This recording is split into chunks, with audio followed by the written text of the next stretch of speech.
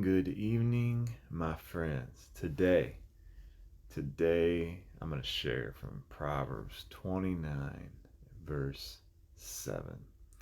Something that the Lord I was just dropping in my heart. I'm just going to read this scripture and share what I've been thinking about today. It says, "The righteous considers the cause of the poor, but the wicked regards not to know it." The wicked does not regard it. The righteous considers the cause of the poor. and honestly, St. Louis is extremely messed up.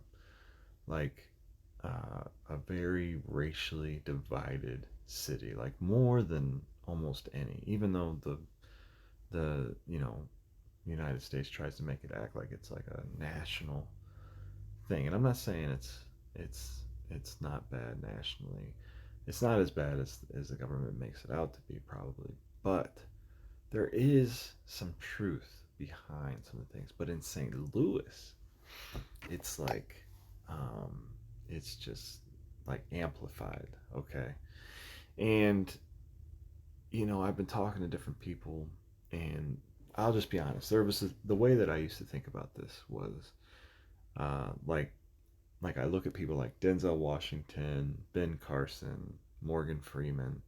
They would say, you basically have a choice. Okay, even if you grow up in circumstances that are contrary to success, you still determine the measure of success that you can have.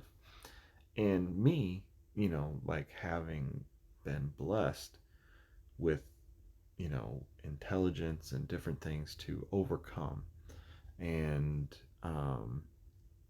and God has given me the grace to, and the energy and the determination to just not give up until uh, I've succeeded. And I'm still having to do that, right? I mean, it's not like I'm a millionaire or anything, like I have to work hard. I have a family. I have to overcome my sins. I have to continue to overcome sin. I have to be enlightened to my faults and continue to overcome them, and keep trying, and be intentional about different things. But, as I consider that, it's easy for us to try and hold people to our standard. You know what I mean? It's easy for us to think, okay, well, if I can do this, anyone can do this. Or if Ben Carson could do that, then anyone could do that. Or Morgan Freeman, or Denzel Washington, or whatever. You know what I mean? We think, like, okay, if they did it, anyone can do it. But I would like to say, I don't believe that's true. That's not true. Okay? Because not everybody is gifted in those ways. We cannot hold everyone in society to the same standards. We can't hold people to the standard of success that some people have experienced, because not everyone has the same gifts, talents, determination, grace that God has given them. I mean, that's clear in the scripture. So I think that the way that I was thinking about it was wrong, because I'm like, well, these people, caught up in the ghetto, or caught up in drugs and drug dealing, and whatever it is that people get caught up in. I can't think that because I overcame it and got out of it, that everyone will be able to do it the way that I did. Um, and not everybody's going to have the same family support that I had, and you know what I mean.